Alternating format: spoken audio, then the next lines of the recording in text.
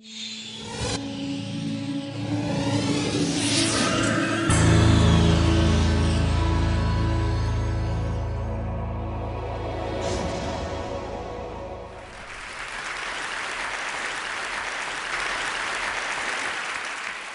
begin. Threats in the wake of bin Laden's death have spiked. Famine in Somalia. Police pepper spray. Vicious cartels. Costa Cruise Line. Societal decay. 65 dead. Tsunami warning. Cyber attacks. Drug war. Mass destruction. Tornado. Recession. Default. Doomsday. Egypt. Syria. Crisis. Death. Disaster. Oh my God. So those are just a few of the clips I collected over the last 6 months. Could have easily been the last 6 days or the last 6 years. The point is that the news media preferentially feeds us negative stories because that's what our minds pay attention to. And there's a very good reason for that. Every second of every day, our senses bring in way too much data that we can possibly process in our brains. And because nothing is more important to us than survival, the first stop of all of that data is an ancient sliver of the temporal lobe called the amygdala. Now, the amygdala is our early warning detector, our danger detector. It sorts and scours through all of the information, looking for anything in the environment that might harm us. So given a dozen news stories, we will preferentially look at the negative news. And that old newspaper saying, if it bleeds, it leads, is very true.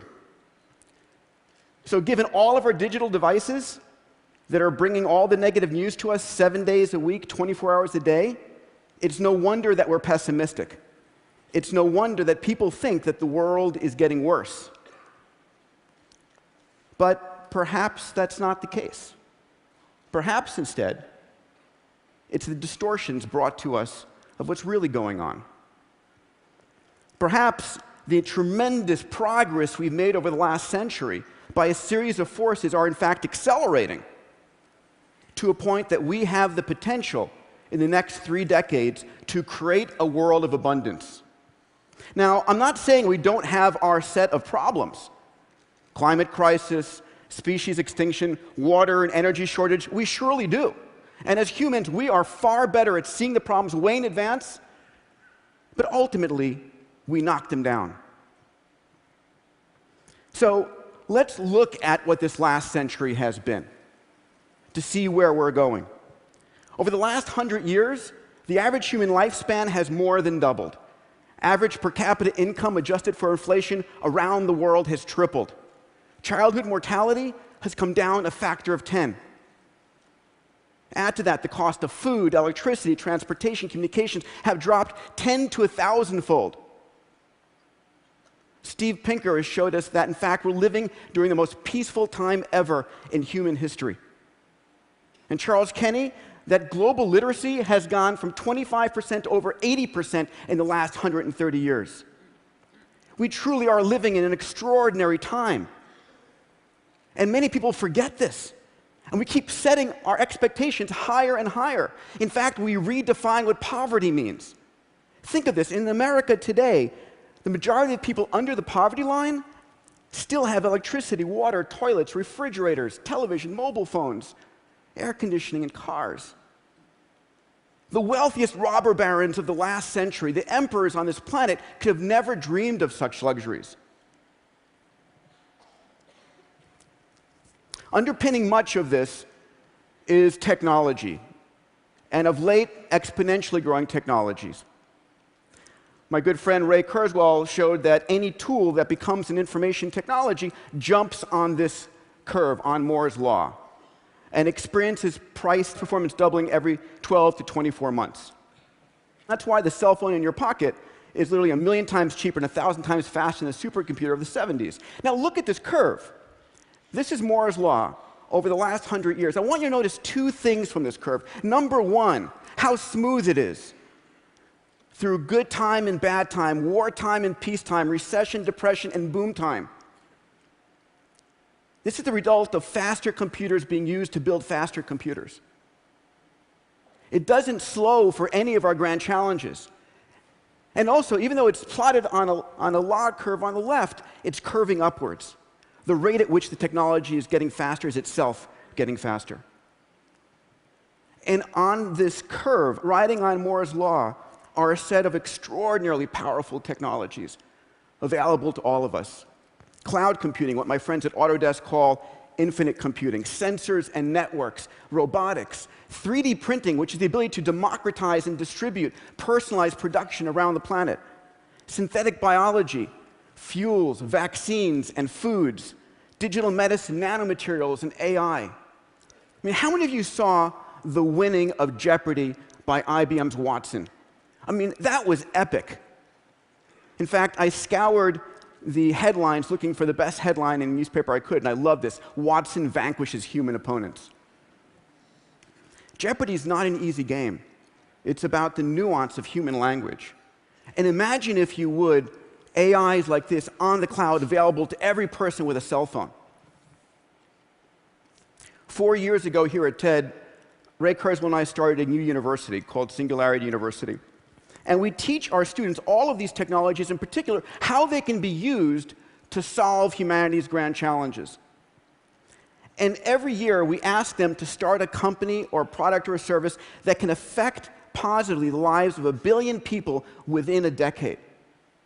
Think about that, the fact that literally a group of students can touch the lives of 1 billion people today. 30 years ago, that would have sounded ludicrous. Today, we can point at dozens of companies that have done just that. When I think about creating abundance,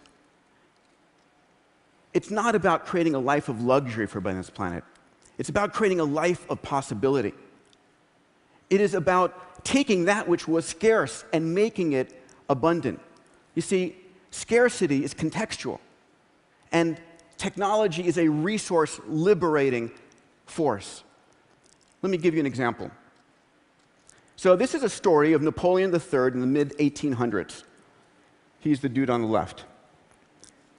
He invited over to dinner the king of Siam. All of Napoleon's troops were fed with silver utensils. Napoleon himself with gold utensils. But the king of Siam, he was fed with aluminum utensils. You see, aluminum was the most valuable metal on the planet, worth more than gold and platinum. It's the reason that the tip of the Washington Monument is made of aluminum. You see, even though aluminum is 8.3% of the Earth by mass, it doesn't come as a pure metal. It's all bound by oxygen and silicates. But then a technology of electrolysis came along and literally made aluminum so cheap that we use it with throwaway mentality. So let's project this analogy going forward. We think about energy scarcity. Ladies and gentlemen, we are on a planet that is bathed with 5,000 times more energy than we use in a year. 16 terawatts of energy hits the Earth's surface every 88 minutes. It's not about being scarce, it's about accessibility. And there's good news here. For the first time this year, the cost of solar-generated electricity is 50% that of diesel-generated electricity in India. 8.8 rupees versus 17 rupees. The cost of solar dropped 50% last year. Last month, MIT put out a study showing that by the end of this decade, in the sunny parts of the United States, solar electricity would be 6 cents a kilowatt hour compared to 15 cents as a national average.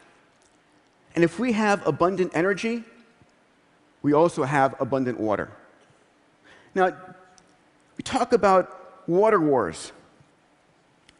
Do you remember when Carl Sagan turned the Voyager spacecraft back towards the Earth in 1990 after it just passed Saturn? He took a famous photo. What was it called? Right, a pale blue dot. Because we live on a water planet. We live on a planet 70% covered by water. Yes, 97.5% is salt water, 2% is ice, and we fight over 0.5% of the water on this planet. But here, too, there is hope. And there is technology coming online not 10, 20 years from now, right now. There's nanotechnology coming on, nanomaterials. And the conversation I had with Dean Kamen this morning, one of the great DIY innovators I'd like to share with you, he gave me permission to do so. His technology called Slingshot, that many of you may have heard of, It's the size of a small dorm room refrigerator. It's able to generate 1,000 liters of clean drinking water a day out of any source, salt water, polluted water, latrine, at less than 2 cents a liter.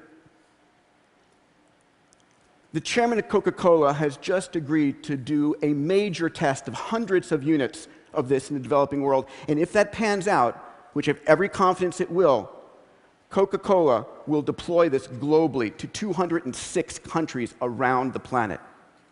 This is the kind of innovation, empowered by this technology, that exists today. And we've seen this in cell phones. My goodness, we're going to hit 70% penetration of cell phones in the developing world by the end of 2013. Think about it, that a Maasai warrior on a cell phone in the middle of Kenya has better mobile comm than President Reagan did 25 years ago. And if they're on a smartphone on Google, they've got access to more knowledge and information than President Clinton did 15 years ago. They're living in a world of information and communication abundance that no one could have ever predicted. Better than that, the things that you and I spent tens and hundreds of thousands of dollars for, GPS, HD video and still images, libraries of books and music, medical diagnostic technology, are now literally dematerializing and demonetizing into your cell phone. Probably the best part of it is what's coming down the pike in health. Last month, I had the pleasure of announcing with Qualcomm Foundation something called the $10 million Qualcomm Tricorder X Prize. We're challenging teams around the world to basically combine these technologies into a mobile device that you can speak to, because it's got AI, you can cough on it, you can do a finger blood prick, and to win, it needs to be able to diagnose you better than a team of board-certified doctors. So literally, imagine this device in the middle of the developing world where there are no doctors, 25% of the disease burden and 1.3% of the healthcare workers. When this device sequences an RNA or DNA virus that it doesn't recognize, it calls the CDC and prevents the pandemic from happening in the first place. But here is the biggest force for bringing about a world of abundance. I call it the rising billion. So the white lines here are population. We just passed the 7 billion mark on Earth. And by the way, the biggest protection against a population explosion is making the world educated and healthy. In 2010, we had just short of 2 billion people online connected. By 2020, that's going from 2 billion to 5 billion internet users. 3 billion new minds who have never been heard from before are connecting to the global conversation. What will these people want? What will they consume? What will they desire? And rather than having an economic shutdown, we're about to have the biggest economic injection ever. These people represent tens of trillions of dollars injected into the global economy. And they will get healthier by using the tricorder, and they'll become better educated by using the Khan Academy, and by literally being able to use 3D printing and infinite computing more productive than ever before. So what could 3 billion rising, healthy, educated, and productive members of humanity bring to us? How about a set of voices that have never been heard from before? What about giving the oppressed, wherever they might be, the voice to be heard and the voice to act for the first time ever? What will these 3 billion people bring? What about contributions we can't even predict? The one thing I've learned at the X Prize is that small teams, driven by their passion with a clear focus, can do extraordinary things. Things that large corporations and governments could only do in the past. Let me share and close with a story that really got me excited. There is a program that some of you might have heard of. It's a game called Fold It. It came out of the University of Washington in Seattle. And this is a game where individuals can actually take a sequence of amino acids and figure out how the protein is going to fold. And how it folds dictates its structure and its functionality. It's very important for research in medicine, and up until now, it's been a supercomputer problem. And this game has been played by university professors and so forth, and it's literally hundreds of thousands of people came online and started playing it. And it showed that, in fact, today, the human pattern recognition machinery is better at folding proteins than the best computers. And when these individuals went and looked at who is the best protein folder in the world, it wasn't an MIT professor, it wasn't a Caltech student, it was a person from England, from Manchester, a woman, who during the day was an executive assistant at a rehab clinic, and at night was the world's best protein folder.